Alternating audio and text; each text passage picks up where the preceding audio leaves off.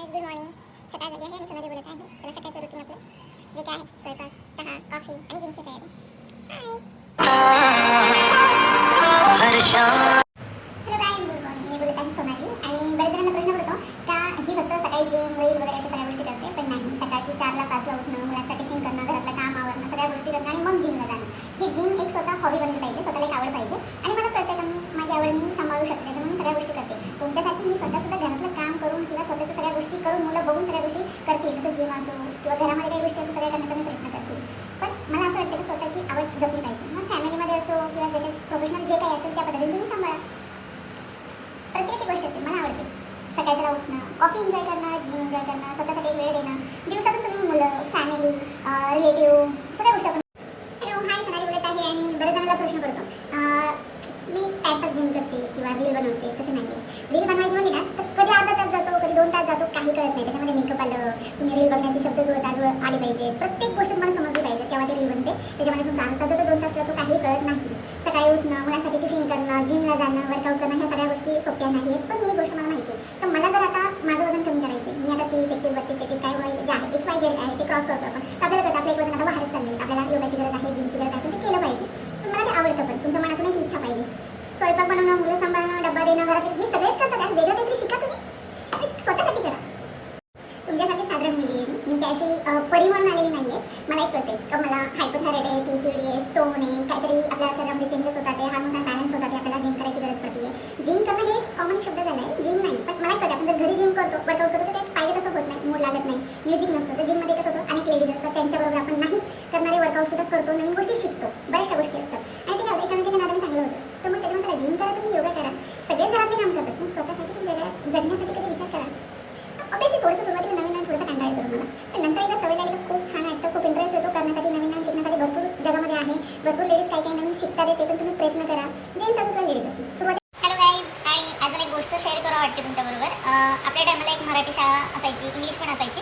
पण मराठी शाळेमध्ये इंग्लिश आणि मराठी, हिंदी, भूगोल, इतिहास आणि असे विषय होते आपल्याला. तेव्हा आपल्याला असं वाटायचं की आता इंग्लिश मिडियमला आपण गेलो तर मराठी येईल का नाही, इंग्लिश एवढं काही सिरियस नव्हतं. पण आता एक विषय असा झाला आहे, आपण मुलांना काय करतो, चांगलं शिक्षण पाहिजे म्हणून आपण इंग्लिश मिडियमला टाकतो आणि इंग्लिश मिडियमला टाकतो, पण त्यांना मराठीच येत नाही आणि हिंदी पण येत नाही. खूप जड असा विषय जातो. मी बऱ्याच गोष्टी शेअर बघते मुलांमध्ये.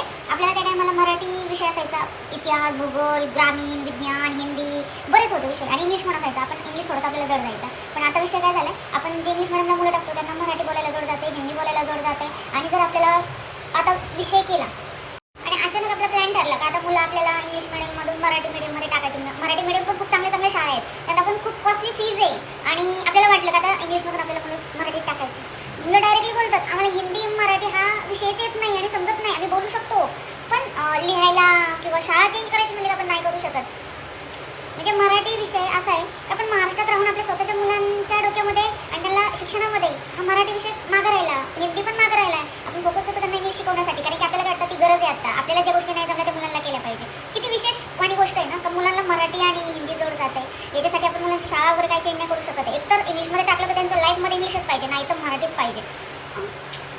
किती अवघड प्रश्न. मग घरातली सगळी कामं आवरली, मग चला वाटलं आता थोडंसं बाहेर फिरलं पाहिजे, थोडंसं कामाकडं पण लक्ष दिलं पाहिजे. मग मी बाहेर गेले, प्लॉटिंग वगैरे सगळ्या गोष्टी बघितल्या. मग मी थकल्याच्या नंतर मला वाटलं आता कॉफी वगैरे घेतली पाहिजे. सॉरी, तुम्हाला कॉफी वगैरे नाही दाखवली, खूप घाईघाईमध्ये होते. त्याच्यानंतर माझी तयारी आवरायला लागली मी घरी जाण्यासाठी. घरी आल्याच्यानंतर स्वयंपाक वगैरे मुलीसंग हसत खेळत केला. मुलीला स्वयंपाक शिकवण्याच्या नादामध्ये तिच्या पद्धतीने आपल्याला वागावं लागतं. मग चला हसत खेळत तिला एक लाडीगोडी लावत आपण तिला स्वयंपाक करायला थोडंसं शिकवण्याचा प्रयत्न करते. त्याच्यामध्ये कॉमेडी वगैरे सगळ्या गोष्टी चालल्यात. आपण एखाद्याला कसं गोड गोड बोलून हरभऱ्याच्या झाडावर चढवतो, तसं त्या मुलीला चढवावं लागतं. मग गोड गोड गोड गोड बोलून तिच्याकडनं स्वयंपाक करून घ्यायचा, तिचे नाटकं सगळे बघायचे. असं कॉमेडी होतं, पण मजा येते. चला त्याच्यामध्ये एक छान वाटतं, मुली शिकते. सगळ्या गोष्टी शिकलेल्या खूप चांगल्या असतात.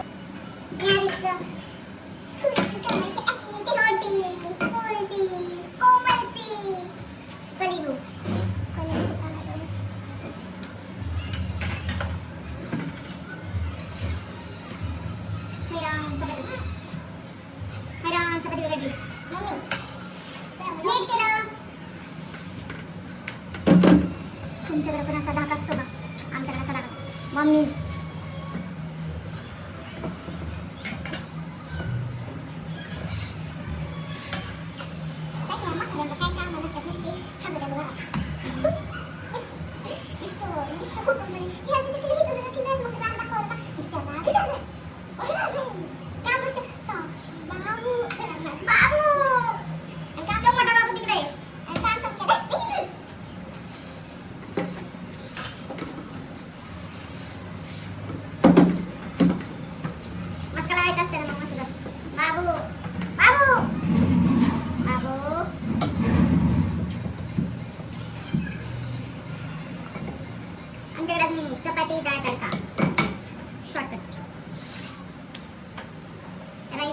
काही जास्त कंटाळा करतात ते खायला.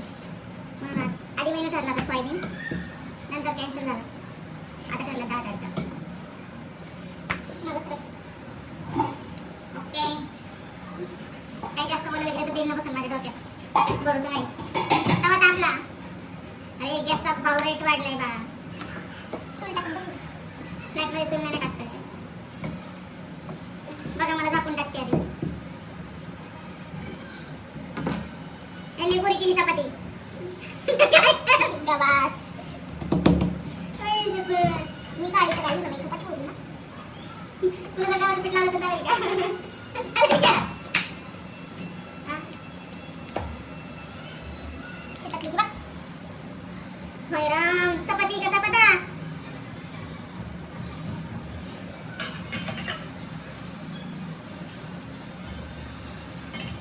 गरम.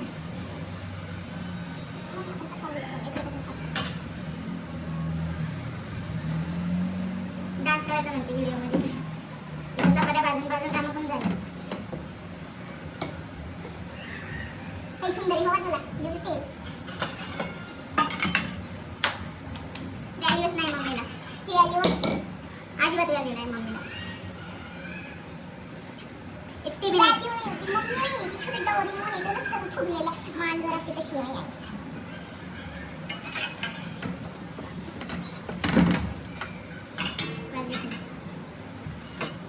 तुमच्याकडे पण असंच बोलतात का पोरं? आता त्यात माझी चुकी, देवाने मला कमी उंचीचं केलं. बऱ्यापैकी सेम आहे, पण तरी सुद्धा एकटी बी नाही. बोनच नाही. बोन आहे एवढे उंच आहे, त्याला नवरदेव शोधायचा म्हणजे मला प्रश्न पडतो, कुठून आणायचा आता? प्रकट कर. आमची मुलगी पण तशीच आहे आणि मुलगा पण तसा. तितकाच उंच आणि मी तितकीच त्यांच्यापेक्षा बारीक.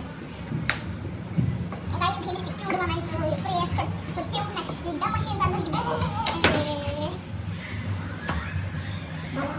आपण मुलीच्या समोर येत आहे त्याच्या डान्स करताना.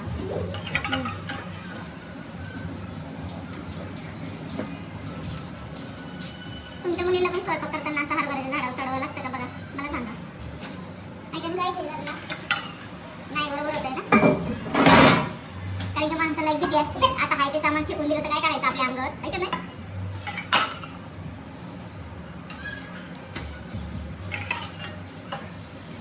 झाल्या बाबा एकदा चपात्या.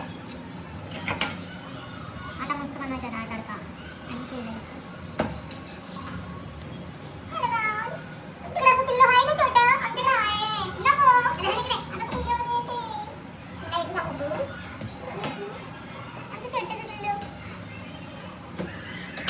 झाले बाबा एकदाची चपात्या अख्ख्या कामाकडून झाले. कुणाला चपात्या खायचं काय नाही.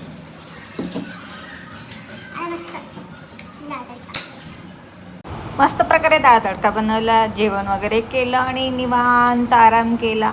आता पुढच्या ब्लॉगमध्ये उद्या भेटू आपण. Good night, bye.